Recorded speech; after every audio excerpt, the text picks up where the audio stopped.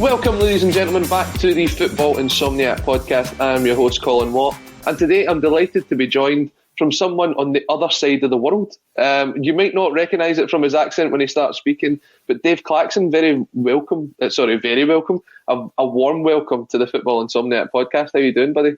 Thanks a mil, Colin. How you doing? All good here. It's 6 a.m. Boston time, but listen, you do it for the love of the game. That's it. It's literally what's kept you up at night. It's the insomniac. Sure. And as I said, you'll not be able to tell from his accent, Dave is an Irishman staying in America. So we appreciate him coming on very early today. If you haven't heard of Dave before, you may have heard of his website, Business of Sport. It's a blog about, basically does what it says in the tin, the business of sport.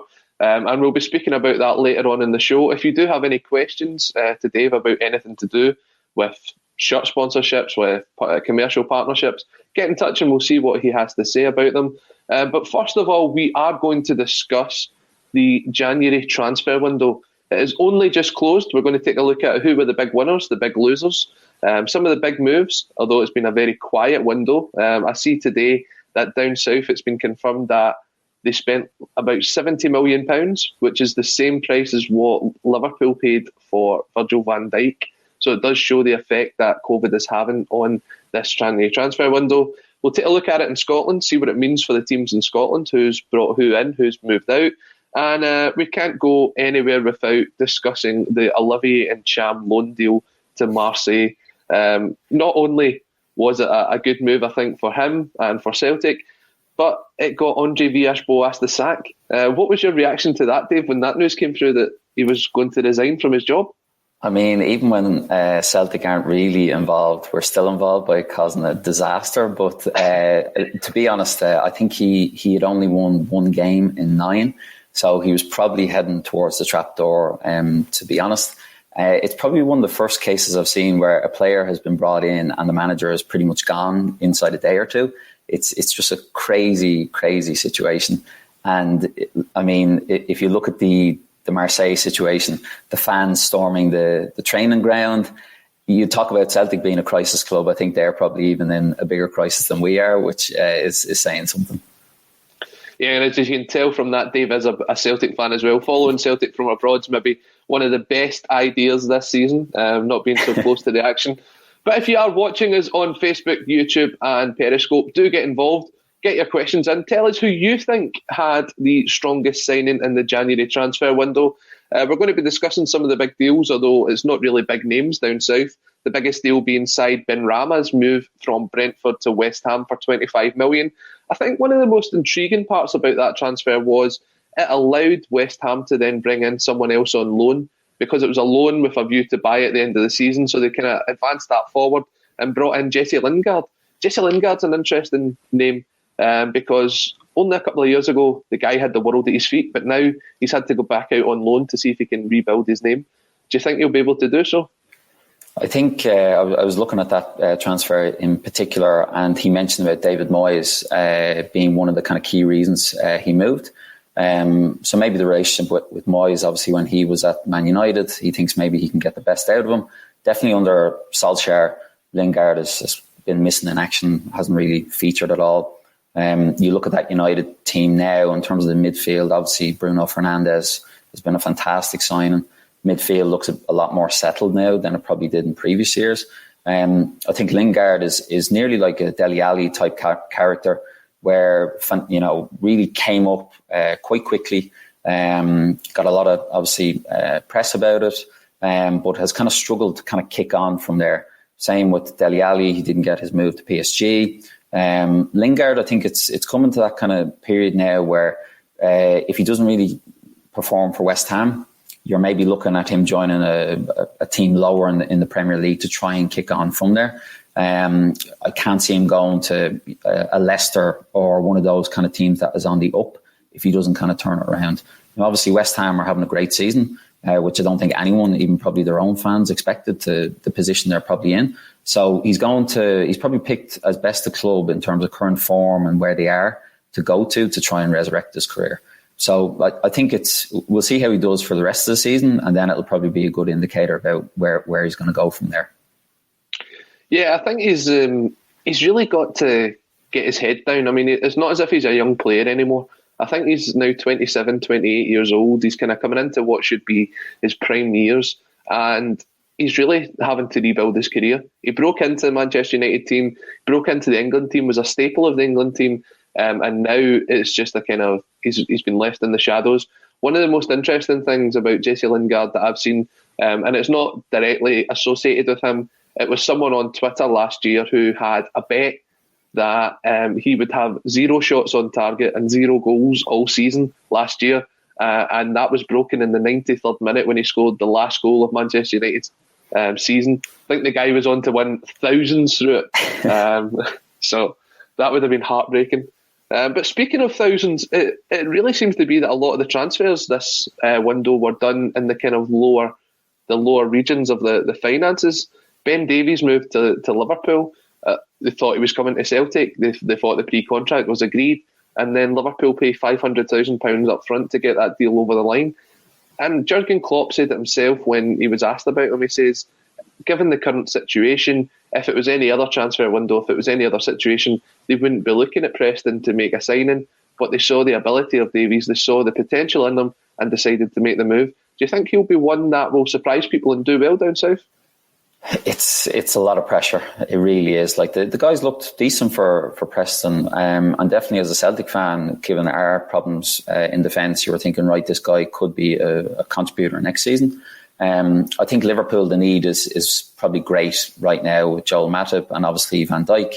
And obviously they brought in the guy from the German player Ozak. For a lot of money Schalke. as well. Yeah, from Schalke. So again, like bringing him on loan and maybe signing him full time. I think it probably just shows that Liverpool are needing to kind of fill a few spaces in the team. I think Davis himself, it's a great opportunity for him. I mean, I think this is a microcosm of the current pressures clubs are under. They're too afraid to spend money. As you said, roughly in the Premier League, there was 70 million spent. Last January, it was over 200 million. It's obvious because they don't know when fans are going to be back in the stadium. They don't have the assurity of match day revenue from people buying food and whatever in the stadium. And then as well, season tickets when people are actually going to be back. So I think for a club the size of Liverpool, with the revenue they bring in, spending that money on Ben Davies and bringing in Ozak on loan, it makes total sense. You get to try before you buy with Ozak, and then with Davis, if it doesn't work out, you just loan him somewhere else. You maybe even loan him to Celtic or even back to Preston if it doesn't work out. Mm-hmm. I wouldn't be surprised to see that happening, especially when you see guys like Virgil van Dijk, Joe Matip, Joe Gomez coming back into the side. You'd be surprised to see if he could make it through there. But I mean, it's a big opportunity for him, and I'm sure one that he'll take with both hands, and we'll have to see what comes of it as Liverpool go to defend their title this season. Struggling in recent weeks, so they could be doing with a bit more cover at the back. Staying in the Premiership, Mesut Ozil making that move to Fenerbahce eventually. I mean, this is a guy who was earning £350,000 to basically sit at home for a couple of months. He wasn't involved in the Arsenal 25-man squad. It looks as if his career at Arsenal had been dead now for the last, 12, 18 months. And finally gets his move to Fenerbahce. One of the funny things about that move was Fenerbahce actually set up a scheme where fans could text a support message to Mesut as part of his welcome to Fenerbahce, and it cost roughly about £2. But that money was being used to pay for his wages. The club, from what I understand, are in complete financial ruin. But that is a really smart initiative to try and get the signing over the line to pay for Mesut's wages.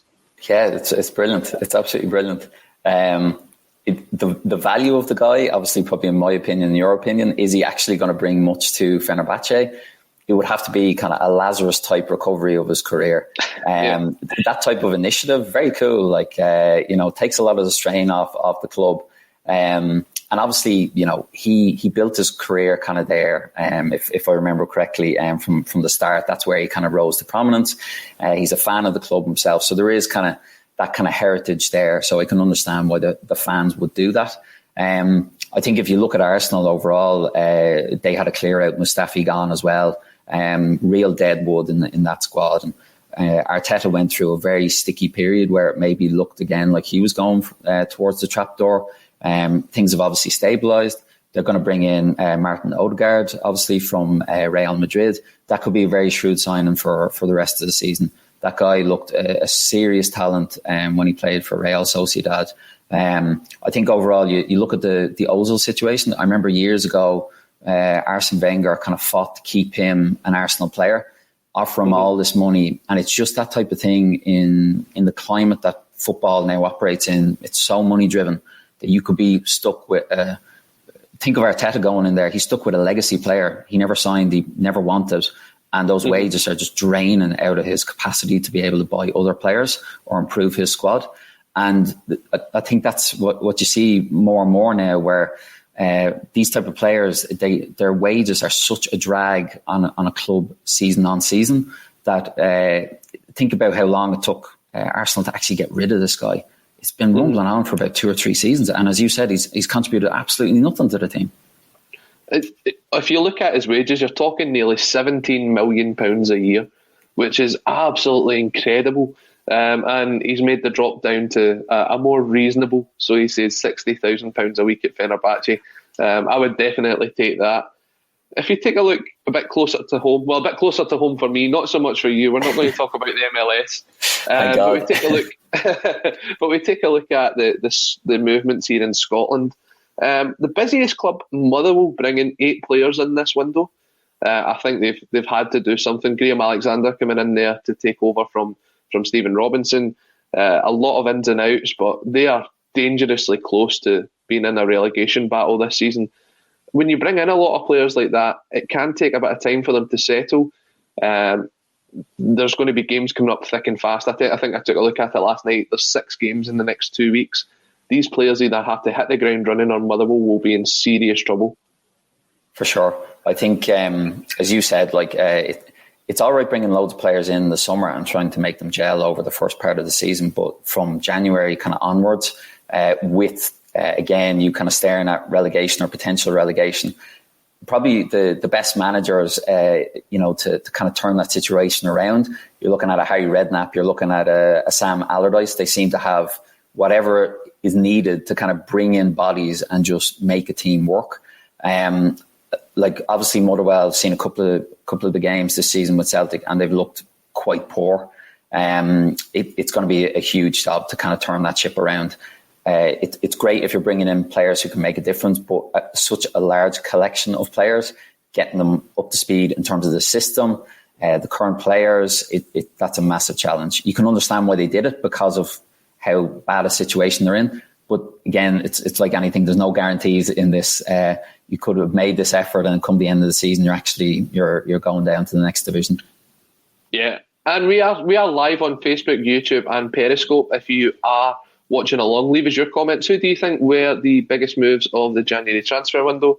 We're still going to concentrate on Scotland, but a point we brought up earlier was about Jesse Lingard, and Mr. Briggs comes in here to say, it feels as though Jesse Lingard's been one of the future now for the last 6 years, but he's nearer 30 than he is 20. Spent too much time caring about Instagram likes throughout his career.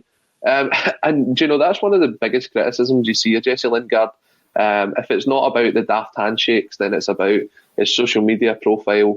What can you say? Is it just that this is someone that was given far too much too soon and he just couldn't handle it? Or is it another wasted talent? I don't know what's happening there.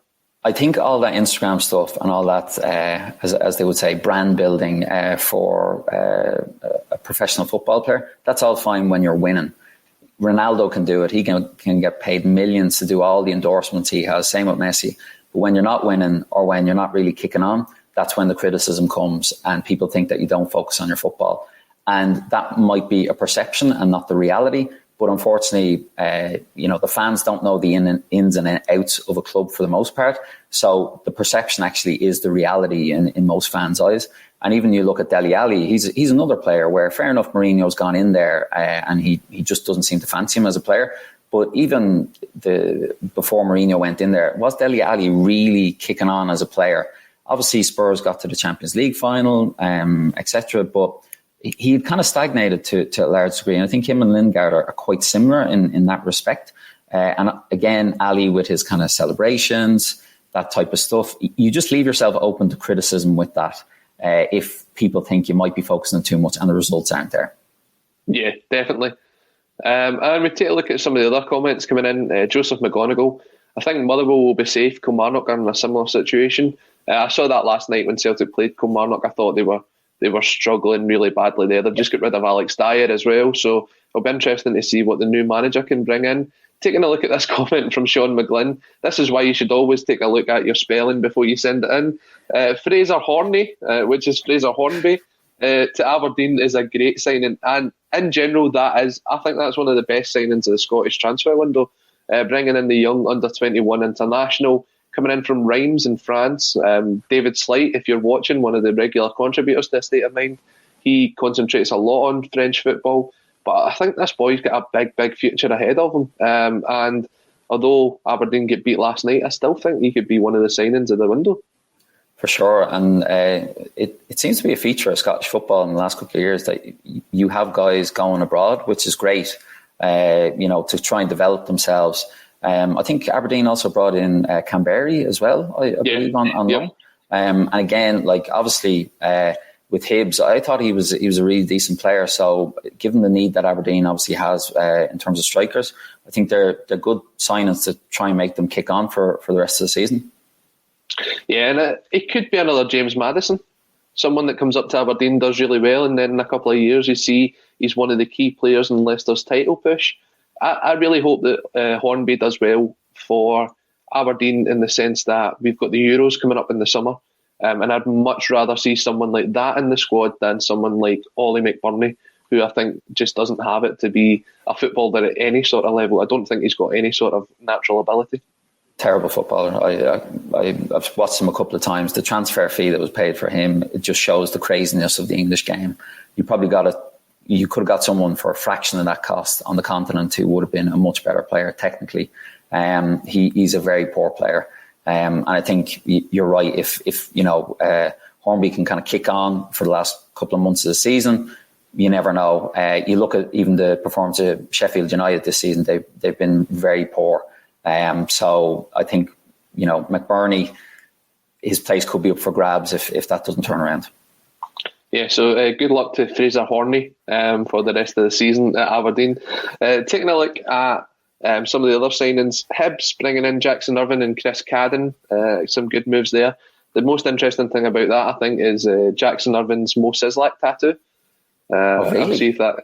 Yeah, he has a tattoo of Mo Sislak on his leg. That's so particular. Something to go and take a look at afterwards. And Rangers did well as well. If you take a look at who they brought in, Scott Wright, who was coming on a pre-contract anyway, he was swapped basically with Robbie McCrory. I think Aberdeen maybe got the better of that deal. I think McCrory will go on to be a fantastic player. Bringing in Jack Simpson-Ellie from Bournemouth, and the other player from Bournemouth who I really couldn't pronounce his surname, so I'm not even going to try and make an attempt. But they are planning for the future, and it's something that a lot of teams across Scotland would be desperate to do, given the current situation. Taking a look at Celtic as well, bringing in John Joe Kenny on loan to replace Jeremy Frimpong, who moved on for £11.5 million. It's that's a fantastic bit of business, I think, for Jeremy Frimpong. Yeah, a big profit on someone who's made very few appearances for the club. And I think that's maybe a platform for a lot of younger players in England who are stuck in their academy teams, can't make that step into the first team, can see that the route is through Scotland onto perhaps the Bundesliga, perhaps onto the Premier League. And I think that's something that we should be trying to sell to these guys down south. For sure. I think you look at the kind of key selling points for Celtic or Rangers. It's European football, which they won't get with a Fulham or any kind of basement dwellers in the Premier League, and it's also winning games and winning titles. And as well, the pressure at Rangers and Celtic, you have to win every game. So it really kind of prepares a player then to go to the next level. You look at Dembele, obviously going to Lyon, even someone like Stuart Armstrong. You know, we have a production line of players that we either brought in from other Scottish teams and developed them, or we took someone like Dembele for nothing really. The potential was there, and he really excelled at Celtic, and now he's gone on to the European level, and now he's at Atletico Madrid. So, you know, there is a path there. I totally agree with you with Frimpong.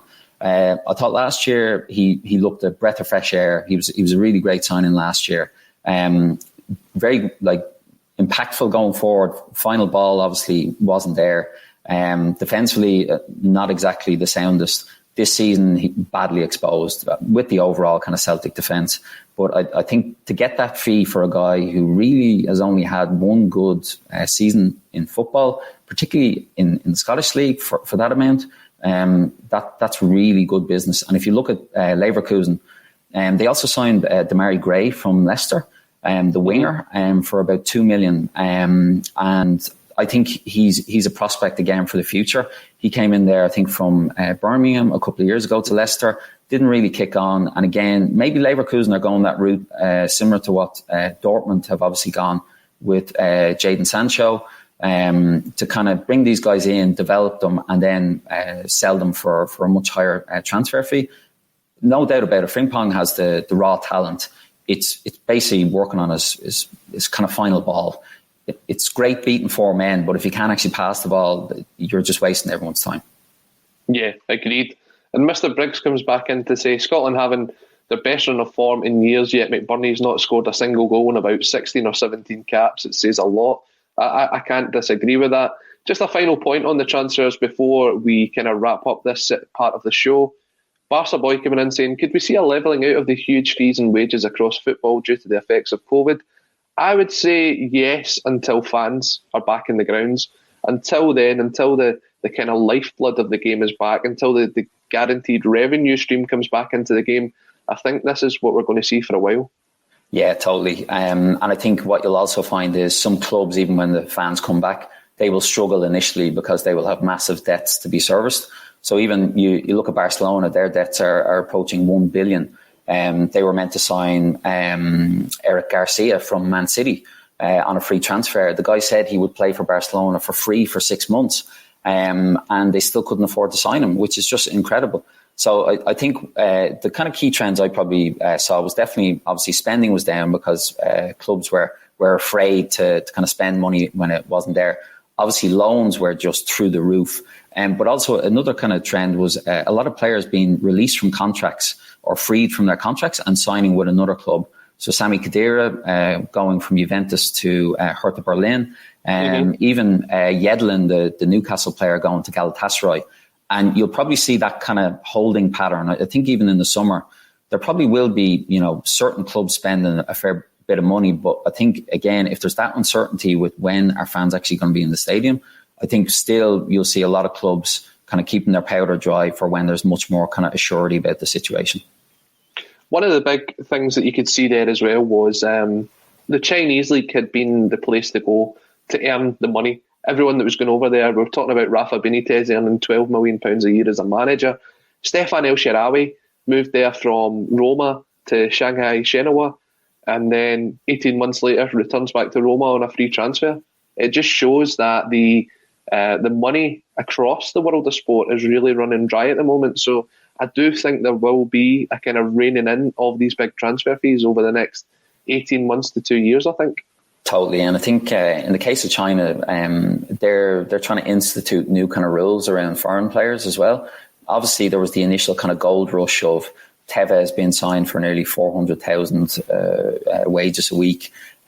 These type of players, even Hulk, they're trying to move that country away from that kind of model. And they're trying to obviously develop their own players. And even the Chinese premier is a big football fan, and he's kind of instituted a structural plan up to 2050 where the plan is for China to be able to qualify for World Cups and even potentially win some. So I think you're looking at both money not being there, and then even specific countries kind of altering how they look at kind of the big foreign signings. I think even the UK, as an example, with Brexit, Celtic even, we can't go off now and sign a player who's under the age of 18 from a German club who's a German national. That will have a huge impact. And that might be for the best for a club like Celtic, even for other clubs in the Premier League, where you're forced to kind of focus on the best talent that you have nearly around the area or in the country. Yeah, and just before we kind of wrap up this segment, I'm joined today by Dave Claxton, Irishman, living in America. Tell me, who is the biggest winner of this January transfer window and who's the biggest loser? Loser, I think there's no way you can kind of dress it up any better. It's Marseille. I mean, you have fans kind of riding at the training ground. Olivier Ntcham probably never thought he'd cause such a disaster at the club with Villas-Boas getting sacked. I think in terms of best, I really liked what Arsenal did. As I said, clearing out a lot of deadwood there. Ozil finally off kind of the wage packet. As you said, 17 million a year. They could be spending that money on some quality players to bring them in. I think another club that I would probably say, Eintracht Frankfurt. They brought back Luka Jovic, and he's already in 4 games scored 3 goals, where at Real Madrid he couldn't seem to really perform. And I think that could be a great signing for those guys. And I think actually the final one, Atletico Madrid, in a great position in the league table, obviously, bringing in Moussa Dembele for 1.5 million euros on a loan for the rest of the season. If Suarez gets injured, he could be the guy that they rely on to take them to that league title. So I think that's a great bit of business. I would say for me, looking at it closer to home, I think Aberdeen are probably one of the big success stories of this January transfer window, despite even losing Sam Cosgrove for £2 million. I think Hibs done well to hold on to their talents as well. When you look at some of the bids that came in, Kevin Nisbet with a £3 million move for Birmingham, Ryan Porteous apparently to Millwall as well, I believe. And I think Rangers did well as well, bringing in these talents for the future, planning for the future, looking ahead to next season. I would say Celtic's transfer window didn't go great bringing in players. They definitely made the money on the players that moved out, so it's a difficult one. Down south, I have to agree, I think West Ham did well. I think bringing in Ben Rama and Jesse Lingard as they move towards the top 6. Arsenal clearing out their deadwood, although I don't think they will play in Europe next season. I think they're really struggling. You saw that last night with the defeat to Wolves. It's such a strange January transfer window, and all I can say is I'm already looking forward to the summer to see what the knock-on effects will be. You see the players that were allegedly lined up for moves, like Neymar signed in a new 4-year contract at PSG, so I wonder who the big move will be in the summer. But just wrapping this section up, if you do have any comments on the January transfer window, leave them on YouTube, on Facebook and on Twitter. We'll take a look at them and we'll get back to you. A couple of people coming in saying that you really know your football, Dave, so you're going down really well so far. This could all change though, because I'm going to ask you the same thing I ask all my guests when they come on to the Football Insomniac, and that is to name what would be their dream football dinner party. I think a dinner party is more of an American thing, isn't it? You have more dinner parties over there. Yeah, definitely. I think the culture here, a bit more dinner parties. But I think the Irish and the Scottish and the kind of English way of doing things is down the pub or a lot of drinks involved. It's definitely a bit more of a dinner party vibe here. I think in Scotland we'd call it a gaff or an empty. Cool. When I was speaking to Daniel Lambert from the Bohemians last week, he was just saying it's straight down the pub, just straight down the pub. So the way this works, we have 4 people from the world of football, dead or alive. You can bring them back to life for 24 hours to be part of your dinner party. As I said, it's a bit like Cinderella. When the clock strikes 12, that's it. They're back, they're away again. So first of all, we have to ask you, what will you be cooking? What's your speciality? What's going to be on the table for them to snack on? I wasn't expecting this question. I think I'd probably order in maybe a couple of pizzas, keep it easy. I would definitely have the fridge stocked with loads of beer, I think. So I think that's all fine and all kind of spirits and stuff. But I think I'd pizza. I don't think I could make it. I could give it a try, but I think I'd be better off kind of ordering it in, to be honest.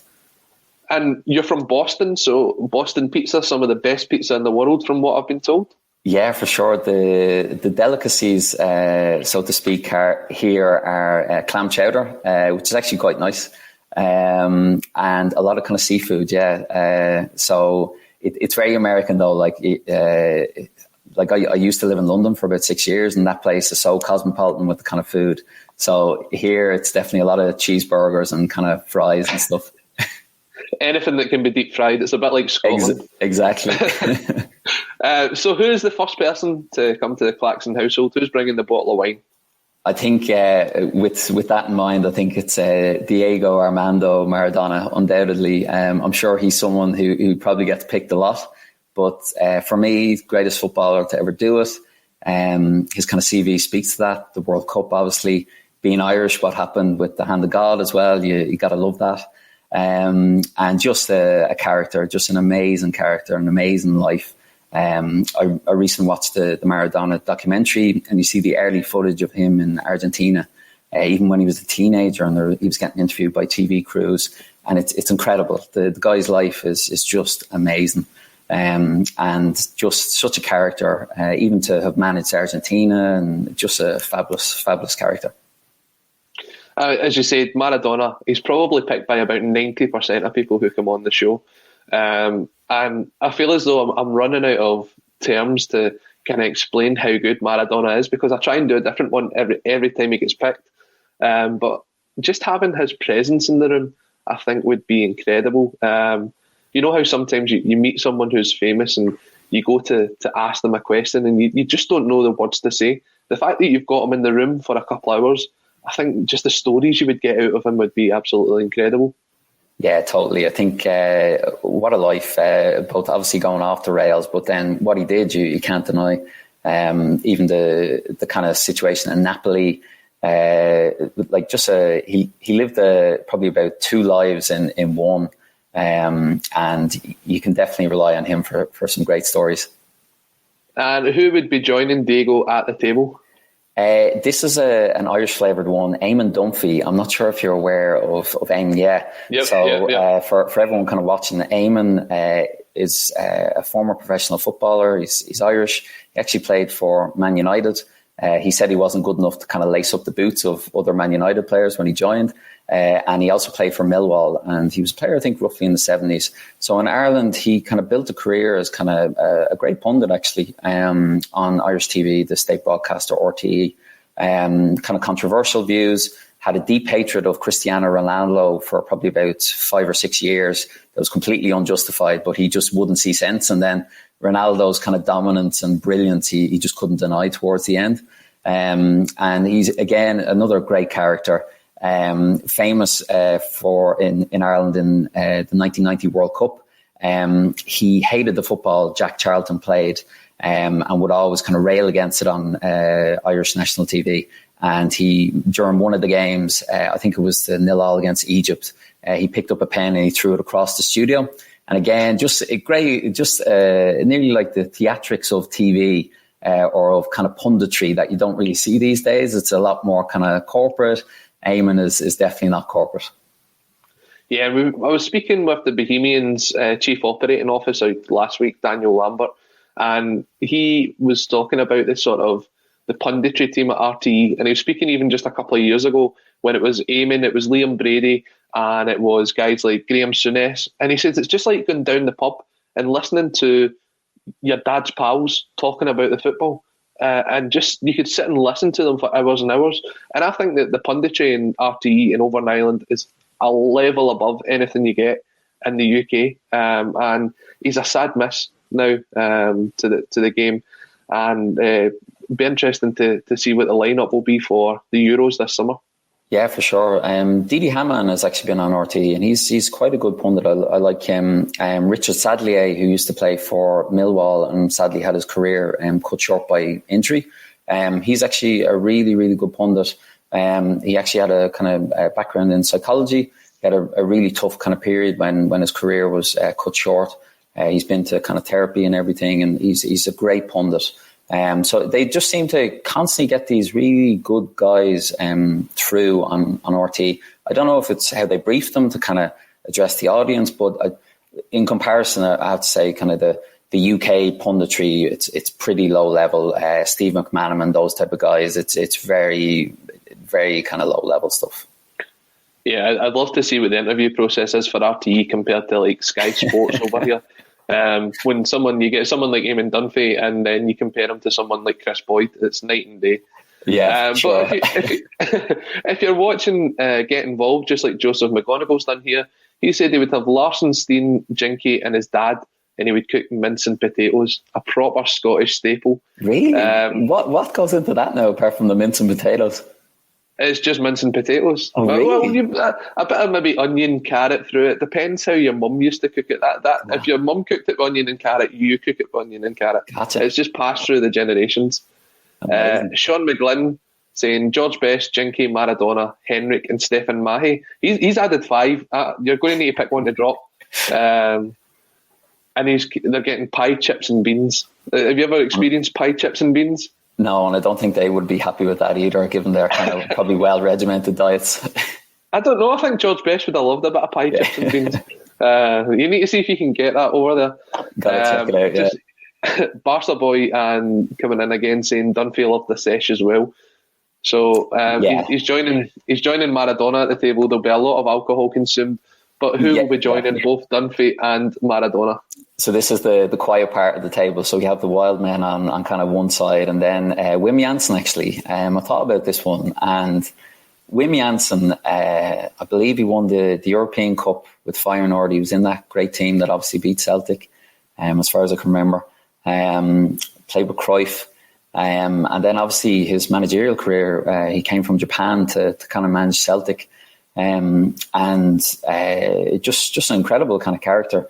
Kind of soft-spoken, but kind of that season with Celtic, I actually went to a lot of the games. I was there for the St. Johnstone game in the stadium, and what he did for the club, obviously, I'll always be thankful for, as every Celtic fan will be. The pressure on that season, if we had social media now that season, it would not have been a good kind of period of time. But just a very interesting character, and a lot of respect for him. Even what he went through at Celtic, and I always respected him as a tactician, a fabulous career as well, and I always would have loved to have spoken to him both about his playing career and then what kind of happened at Celtic, the kind of ins and outs with Jack Brown and obviously Fergus McCann. Yeah, certainly an interesting character, and he definitely had an eye for a player. You can see that when he brought in guys like Henrik Larsson, not just the Celtic, but he done it several times throughout his career. And certainly one of Europe's probably most underestimated coaches when you look back through that period of time. But as you say, a softly spoken, quiet person. So that's the quiet end of the table started. Who completes the quartet? It is John Mark Bosman. And again, just thinking about kind of characters who changed the face of football. And he probably never realised how big an influence he would have on football overall. He's changed the face of football, this guy, just through a legal case to try and get kind of free agency for himself. And I haven't looked into it in detail, but I remember hearing stuff that he kind of struggled after everything with the Bosman ruling came into effect. He didn't really make any money out of it, obviously, and it, in one way that's tough, but in another way, the legacy of what he gave to footballers, that kind of freedom of movement, is an amazing thing. Previously, it was the clubs who had the power over the players. It's swung the other way. And we can talk about money in the game and there's no loyalty anymore and that type of thing. I would rather the players had the freedom to do what they wanted than the clubs, because I don't think that would be a good thing. Yeah. And as you say, his legacy probably is more about the way that he's changed the legality of football as opposed to his career. And he's one that will be very few like that. As you say, he did struggle after his move. I think he was out of football for a couple of years whilst this all went through the courts. But yeah, just to find out what that period of time was like, I think would be incredible. And sure. The story, I don't even know if the story's in a book. I think it would be a great read if that was the case. Yeah, definitely. And even how he feels about that legacy. You know, his impact is worldwide. It's when something like that happens, it's never going to go back to the way it was before. So he has changed the face of football forever, which is an amazing thing to kind of have as your legacy. Definitely. So at the Claxton dinner table with some Boston pizzas coming in and plenty of beer, I take it will be Bud Lights and everything else that will be in there. Yeah, beer situation here is Pabst, Miller. Yeah, it's not great now. Again, coming from London, where the UK and Ireland, you've got a great selection. Pint of Guinness here, not great either. So it's a lot of kind of watered down beer, but you got to make do. Like, so joining you at the table would be Diego Maradona, Eamon Dunphy, Wim Jansen, and Jean-Marc Bosman. That's a really interesting table, and I'm sure that would be a fantastic night. Just looking at some of the comments coming through, Harry Houdini here saying that George certainly loved a bit of pie. Take of that what you will. Mr. Matt coming in saying Jinky, McGrory, Steen, Maley, and John Thompson. I told you guys it's 4. Stop picking 5. That's not allowed. Otherwise, you're not at the table. And Joseph McGonigal coming in saying Bosman, a good shout. Would love to hear his story. Definitely. I think if there's not a book already out there, then there certainly should be. Sure. So moving on to the topic which you see on the screen in front of you, it is the discussion about should betting sponsorship be banned in football, and it's probably our main topic today. This all comes out of a UK government movement which started in December last year, looking at the potential of banning betting sponsorship on football jerseys. Apparently, according to sources at the Daily Telegraph, it is highly likely that this will be banned by autumn this year, and it could affect £110 million of revenue sponsorship from the English Championship and Premier League. There was also a study that came out that showed that if you watch Match of the Day on a Saturday night, 78 to 83% of the time, you are seeing a betting sponsor at some point, whether it be on billboards, on shirt jerseys. It is a lot to do. We take a look at who it would affect. 8 Premier League sides are currently have their shirt sponsor, which are betting companies. Teams like Newcastle, Wolves, Crystal Palace, Aston Villa, all taking home at least £6 million a year from that. 2/3 of Championship sides have got sponsors, which are betting companies, and only 3 Premier League teams have no links to gambling sponsorship, whether that be through shirt sponsors, sleeve sponsors, betting sponsors. So you can see it has a massive impact on the game. Now, Dave, you've got a fantastic insight to this from the other side of the field. What impact could this have on clubs' finances if this were to go ahead? I think like gambling sponsors, they pay a premium for those kind of shirts. They can generally pay more than other sponsors for the most part. I think if you look at the situation, it's quite similar to, and this is how I feel about it, basically cigarette sponsorship on Formula One cars. It's become nearly a social imperative for clubs and the wider kind of government to be seen to be combating this. And the reason is, if you look at kind of the betting sponsorship, particularly of jerseys, those jerseys are in FIFA, a video game that's played primarily by young people who might be under the age of 18. Those jerseys are also in Panini sticker books. And as you said, they're also on Match of the Day. And football obviously is for everyone, but obviously a lot of young people love the game. And to see that volume of nearly acceptance of something that as an adult you have to be able to manage yourself, it's an adult choice to gamble. It's very much like the cigarette sponsorship of Formula One, where it's nearly just in your face 24/7. And I don't think anyone would say it will drive you to gamble. I think it's more that it's nearly just becomes accepted that it's there. And is that a good thing, particularly with young viewers of football games or even playing FIFA? If you look at the kind of wider context of what the government has tried to do, at the start of this season, they instituted a watershed of 9 p.m. and no betting adverts could be aired during a football game. And already there was breaches of that, one in Scotland and one, I think, for a Premier League game with Sky TV.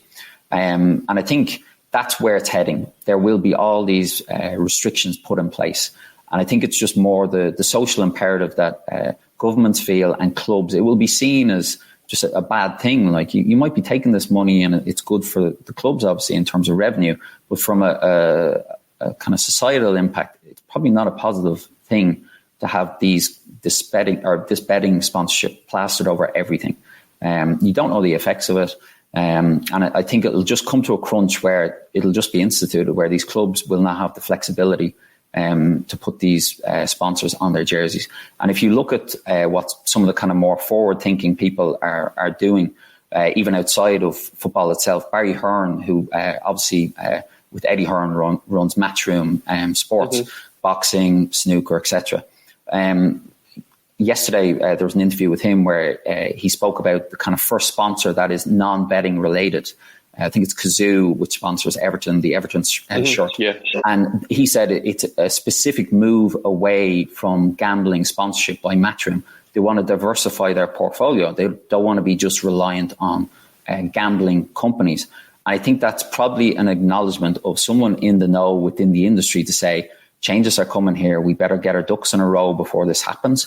So say for a club like Celtic or any of the 8 Premier League clubs with these kind of betting companies on their shirts, they better start looking out for newer sponsors for the shirt, because I think there's going to come a crunch where they won't have that option to actually put them on the shirt in future. Yeah, and you take a look at it, you mentioned Celtic in particular there. In 2018, they signed a 7-year deal with Dafabet, a Chinese betting company, for around £3 million a year. They also have sponsorships with Mr. Green's Poker, I believe it is, and they do Ladbrokes inside the stadium. But that takes in about 5% of Celtic's revenue each year.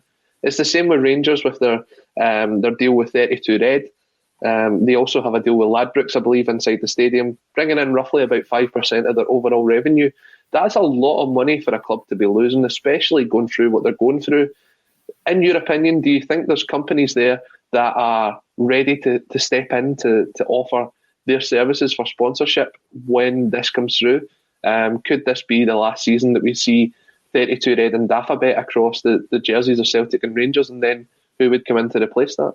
I think if there's anything I know about from my career, definitely in terms of legislation, it takes a while to come through. I think next season it probably won't be in place with the kind of review meant to close in March. I think it'll take probably a bit longer. It might be a season or two, but undoubtedly it's coming. I've no doubt about it. And I think what will happen is you will definitely have sponsors coming in to kind of take the spot of Dafabet and other kind of gambling companies, because being on the front of a football jersey can be a really great thing. But as well, actually, within that, you look at the rise of vintage football jerseys. How many C.R. Smith kind of people do you see walking around now? So it's not like now, like in previous years, you might have said, oh, you know, sponsorship, it's done after a couple of years. But if you can be a part of an iconic jersey, it lives forever, really. So that's one kind of cool thing that maybe as a sponsor you can think of. But I think there will definitely be companies to replace the gambling companies. The problem will be the money probably won't be there.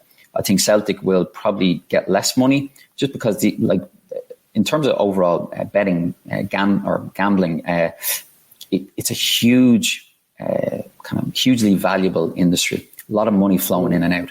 You look at even the United States, for example, they're opening up gambling for the first time ever across the States. It is a gold mine in terms of, you know, your audience of over 300 million people. So there's a reason why a lot of these companies have this money. As you said, Dafabet in China, the size of China as a market, there's money there. They can easily afford that. Mm-hmm. The problem will be what comes when these guys can't sponsor jerseys. You will get people to fill that space, but probably the money won't be there. We'll be looking at a decline.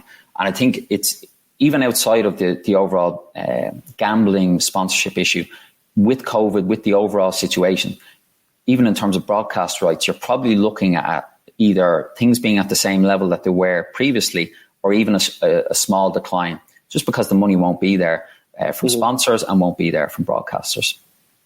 And you take a look at it as well, it's not just jersey sponsorship. You take a look at some of the big leagues and the big trophies here in the UK. You've got Sky Bet, who are the main title sponsor of the English Football League. William Hill, who sponsored the Scottish Cup now for quite a few years. I couldn't actually remember the last time it wasn't.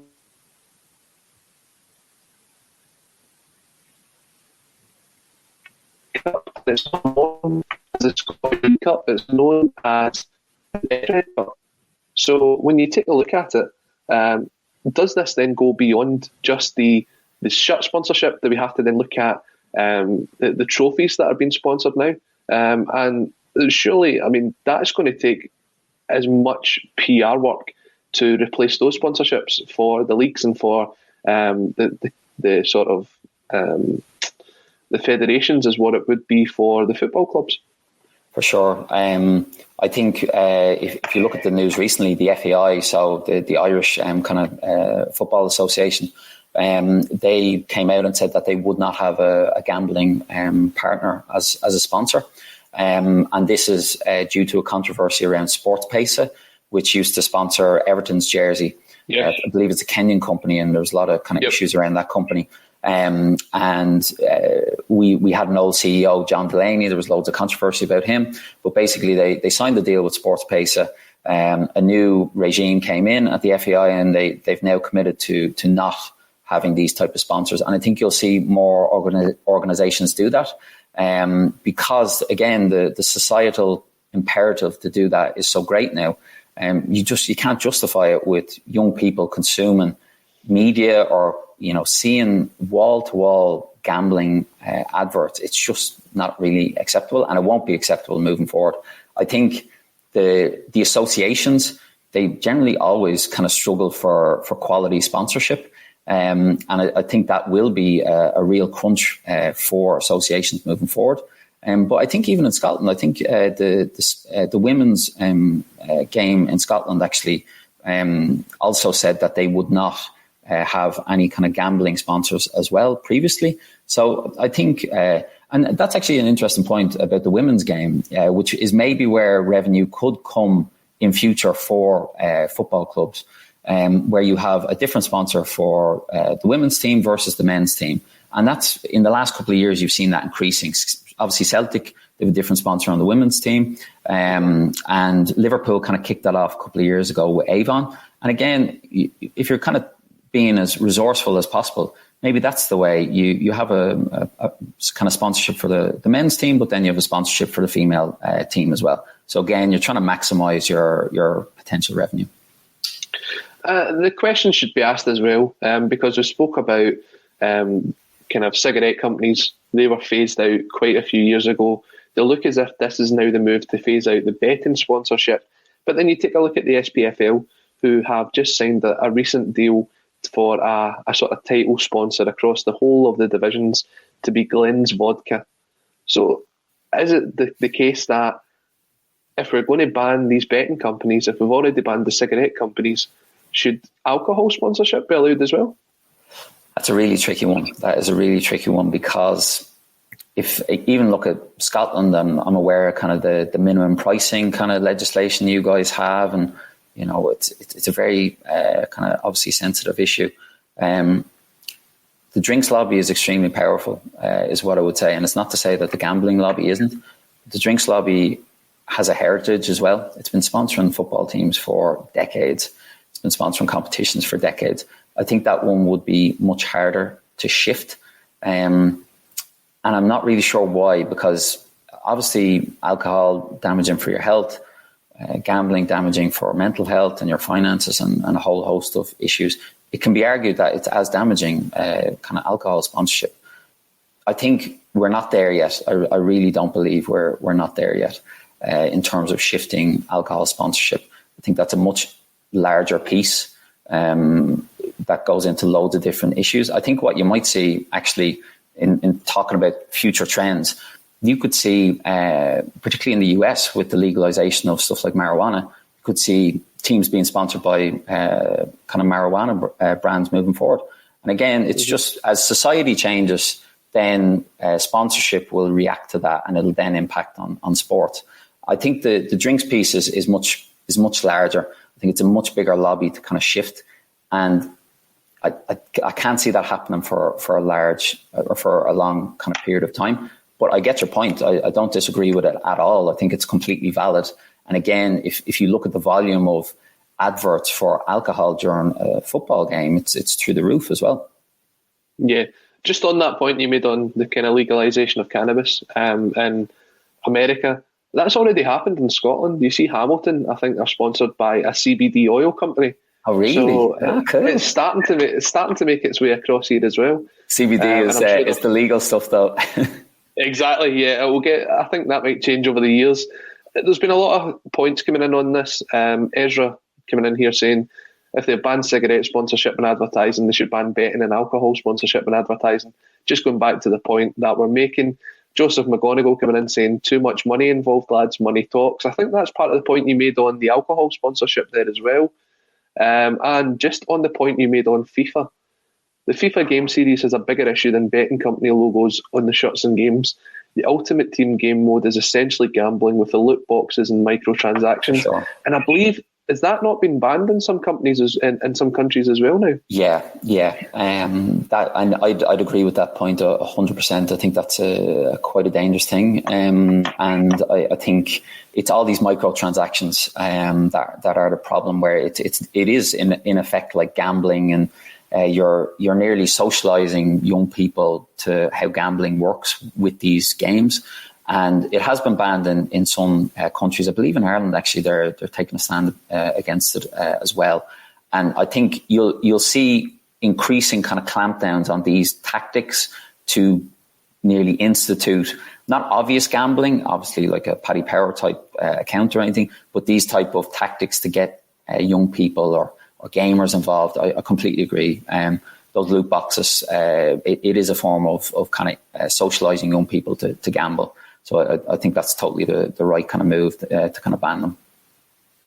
Cormac Ryan joins us again this week, and he's saying he's joining the show late. That's all right, Cormac. You can go back and watch this on YouTube. We're also out now on audio format as well. We're on Spotify, iTunes, all the big platforms. But he's saying it would be great to see the clubs making an ethical decision regarding gambling sponsorship without having to be forced. Now, it goes back to the point you make about how long this is going to take for the legislation to go through, because, as you said, there's every chance that this may take 2 or 3 years before we actually see the impact of it. But once it comes into effect, the teams that make the first move, I think, will be the teams that look to set the example going forward. And you're hoping for your bigger teams across the UK, your Manchester United, your Liverpools, your Celtics and your Rangers to sort of set the example there, aren't you? Yeah, totally. I think it's like anything. Until people are kind of forced to do something, for the most part, the majority won't do it. And I think with this, there will be certain clubs that have a brand, say, a Wrexham or these type of clubs that have a certain kind of leaning that they wouldn't go down that route. For some of those clubs that are reliant on the revenue, I can't see them making that move at all, just because of the money issue. But I think there will be some of those kind of first adopters, and that's something you can hang your hat on as a club. It's something to be very proud of. For sure, you think of Barcelona years ago with UNICEF. That was a really cool thing that they did, to pay UNICEF to have them on their jerseys for a couple of seasons. That was an amazing thing. Now, obviously, that's changed now, given their own financial situation. But stuff like that, people remember. So for sure, I totally agree. So just to kind of close out this segment, do you think this will happen, and when will it really kick in? I think it'll happen. There's too much steam behind it. It's too obvious, the amount of ads actually being served to people. It's everywhere. Jerseys, video games, as I said. I think it'll take about 2 to 3 years, roughly. Just in terms of legislation, the back and forth, there's a full consultation process, which is happening now. So sponsors will be submitting consultations. That needs to be assessed. And again, thinking about how government works, it's not exactly top of the agenda in terms of legislative needs in the UK, particularly with COVID and other issues. So I think this one will be a bit of a slow burn, but I think it will definitely happen in the next 2 to 3 years. And I think what will happen in the UK will probably ripple across other countries in Europe as well. And it's one we'll have to keep a close eye on, and I'm sure we'll talk about it when it actually comes in here on the Football Insomniac. A big thank you to everyone who's joined us so far on Facebook, on YouTube and on Periscope. If you are watching on YouTube, give us a like, give us a subscribe. The channel's fast approaching 9,000 subscribers, which is an incredible growth over the last 12 months. And speaking about incredible growth, Dave, we'll go on and speak about your own blog, The Business of Sport. You've been doing that now for the last 4 years. Has that seen a fair bit of growth over that period of time as well? Yeah, it's crazy. The growth has been really unexpected. I didn't have really a clue what I was doing, to be totally honest. Basically, my own kind of background, I did journalism in terms of my degree. Unfortunately, when I graduated, Ireland was going through kind of probably the worst recession we'd ever had in 2008. And basically, I was kind of freelancing. It was kind of a tough period of time. Went back to college and kind of kicked on and moved into public relations from there. And the thing about kind of public relations is you're writing stuff for your clients. And I kind of miss writing stuff for myself or stuff that I was interested in.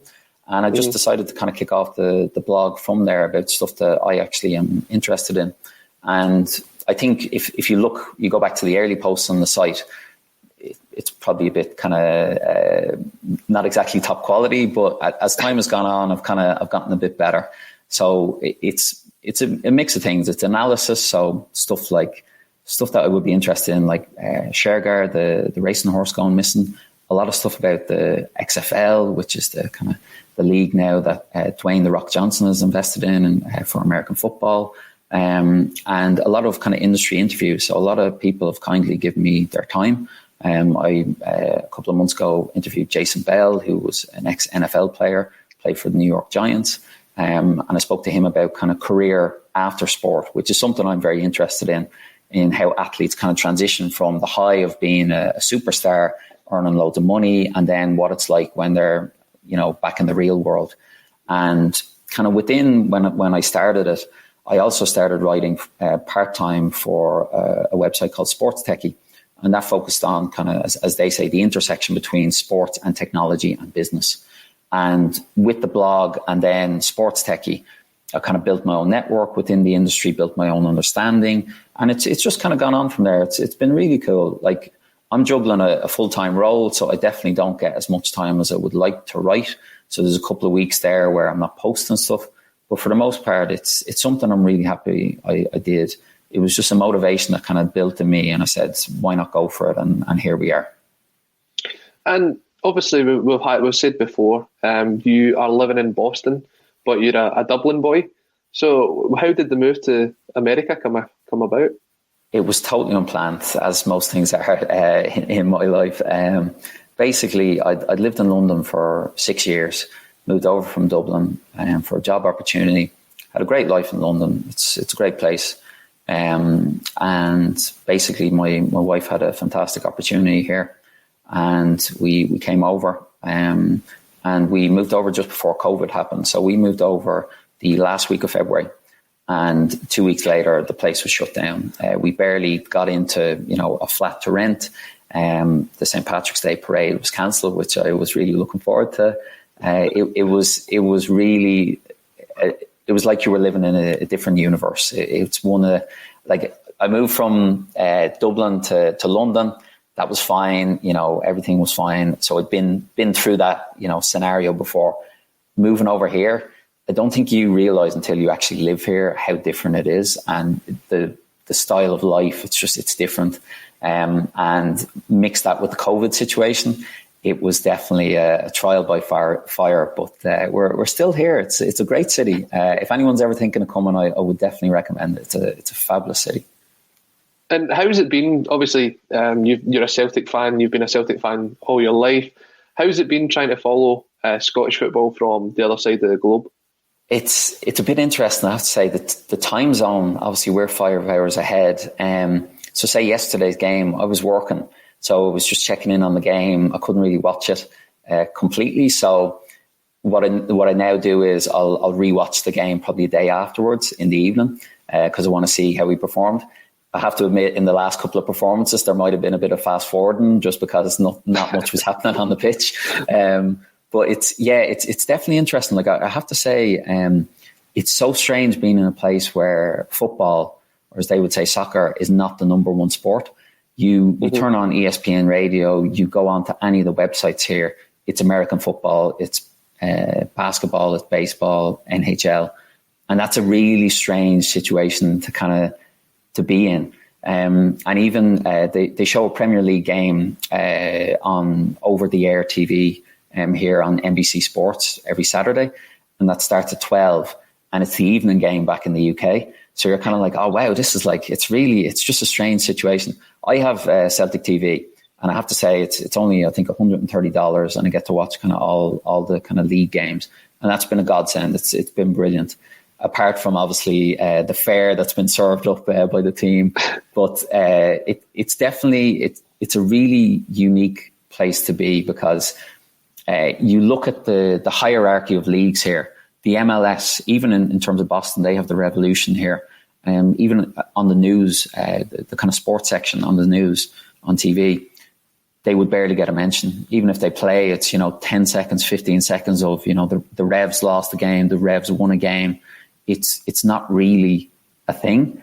But where I think in the next couple, the next 20 years or 25 years, things are going to really change here.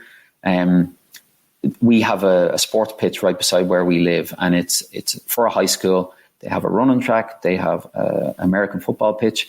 It also doubles up as a soccer pitch. So that to me says there's obviously someone playing this game. I've seen young kids out there playing it, even during COVID.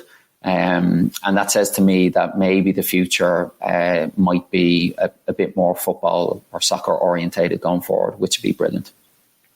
Definitely, and I think the World Cup is coming to the US, Mexico, and Canada in the not too distant future. So I think we all see the revolution of that coming along as well.